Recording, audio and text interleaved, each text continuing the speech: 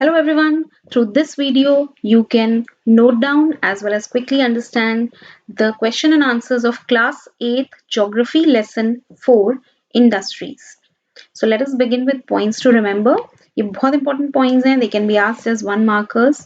So first one is sunrise industries क्या होती हैं? So these are emerging industries. बढ़ती हुई industries को कहते हैं. So like IT industry, so what does information, the next point है information technology, इसका मतलब क्या है? What does it deal with?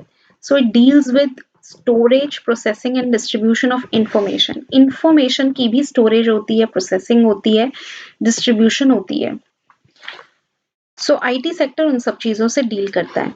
और IT के मेजर हब्स कहाँ हैं, कौन से हैं, यानी सबसे ज्यादा आईटी इंडस्ट्री में जो काम होता है वो कहाँ पे होता है? सो सेंट्रल कैलिफोर्निया में उस जगह को कहते हैं सिलिकॉन वैली, एंड इंडिया में we call it Bengaluru it's the major hub of IT industry. Then secondary activities और मैन्युफैक्चरिंग इंडस्ट्रीज ये क्या होती हैं? They change raw material into more valuable product like pickle making, it's a secondary activity. Mango कहाँ से मिला? Primary activity से, और मैंगो से अचार बना दिया, so this is a secondary activity product. Then full form of TISCO, Tata Iron and Steel Company, first iron and steel company in India. It's very important. Jute, cotton, silk, these are natural fibers. ये भी important है. Smelting, ये वो process है जिसमें metals अपने ores से extract किए जाते हैं. And the names of Great Lakes: Superior, Huron, Ontario, Michigan, Erie. They are located at the border of United States of America and Canada. And Lake Superior, it's the largest of these 5 lakes. So these are important points and they're very important, specifically sunrise industry. Then this one, the third one, and TISCO full form, and the largest of all 5 Great Lakes, Lake Superior. What is the term industry? Question. Define the term. So industry refers to any economic activity which is concerned with production of goods, extraction of minerals or provision of services.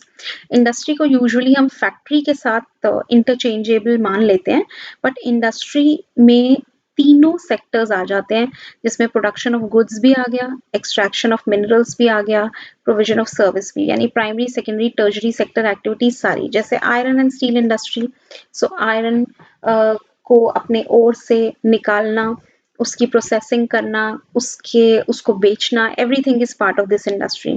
तो similarly cotton textile industry, sugar cane industry, तो ऐसी बहुत सारी industries हैं. The next question, what are the main factors which influence location of an industry?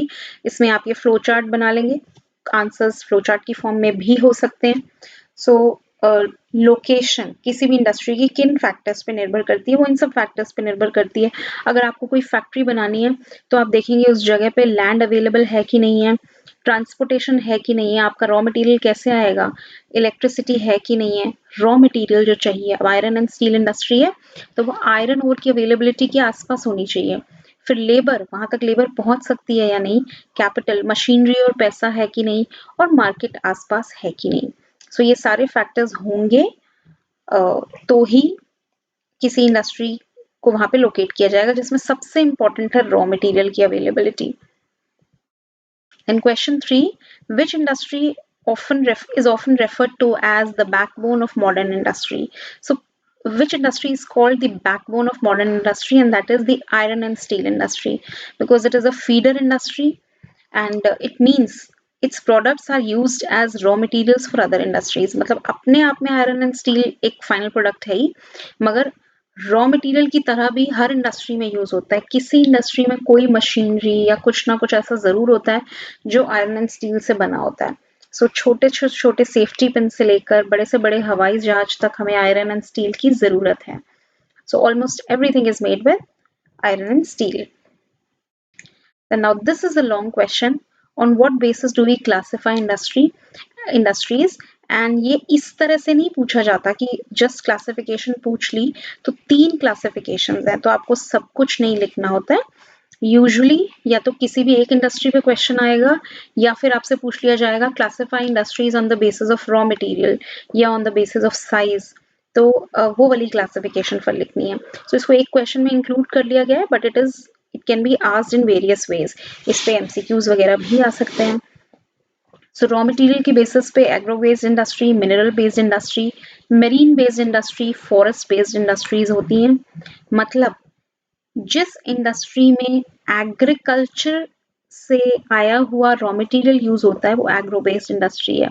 जिसमें minerals का use होता है as raw material, main raw material, वो मिनरल बेस्ड है। जिसमें सी या ओशन के प्रोडक्ट्स का यूज होता है वो मेरीन बेस्ड है।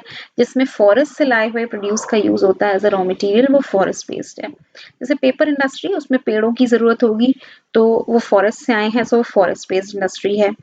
मेरीन बेस्ड में सी फूड जिसमें भी मैन्युफैक्चर हो रहा है, या फिश ऑयल। मिनरल बेस्ड में iron and steel industry.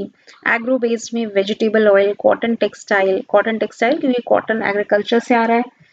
Dairy products की जितनी भी इंडस्ट्रीज हैं वो भी डेयरी फार्मिंग से आ रही है, and dairy farming is also part of agriculture. Okay. Then on the basis of size, we have small scale and large scale industry. Small scale industry में capital कम है, technology कम है, वहाँ पे प्रोडक्शन कम है, जैसे कि cottage industry, silk weaving, food processing, ये small scale industry है, इसमें इन्वेस्टमेंट 1 करोड़ से कम होती है।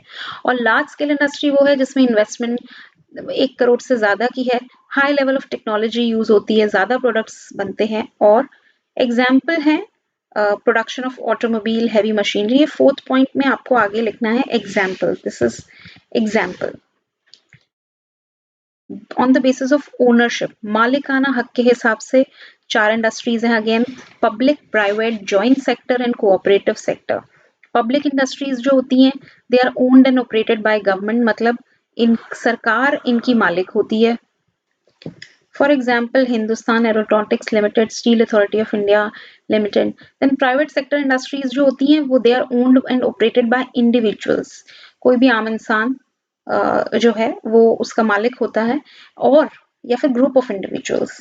फिर जैसे कि रिलायंस इंडस्ट्रीज है या टाटा स्टील है। Then joint sector industry, they are owned and operated by state and individuals, state and किसी इंडिविजुअल की आपस में हिस्सेदारी होती है, जैसे कि मारुति उद्योग लिमिटेड।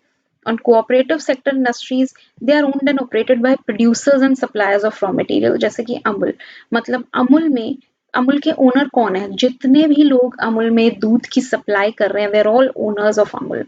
सो कोऑपरेटिव सेक्टर में सब बहुत सारे लोग मिलके पैसा पूल करते हैं, इन्वेस्टमेंट करते हैं, then they become the owners of that industry. So that is it. ये थे चैप्टर के नोट्स। आई होप आपको पसंद आए होंगे, एंड ये नोट्स हिंदी में भी अवेलेबल हैं। अब इस चैप्टर में मैप वर्क भी है, तो वो आप कहाँ से करेंगे तो एक बार देख लेते हैं। आप मेरे चैनल पे जाएंगे, सपना गोयल 1985, वहाँ पे प्लेलिस्ट्स में जाएंगे। प्लेलिस्ट्स में मैप्स नाम से एक प्लेलिस्ट है, ये रही। इसमें 6 to 10th क्लासेस सभी का मैप वर्क दिया हुआ है। तो आपने यहाँ 7th क्लास का जो मैप वर्क है, सॉरी 8th क्लास का जो मैप वर्क है वो आपने क्लिक कर लेना है। इसमें आपको आगे की तरफ इस चैप्टर से रिलेटेड ये मैप आपको दिखेगा, सम मेजर स्टील प्लांट्स, और वर्ल्ड मैप पे भी हमें इसको मार्क करना है।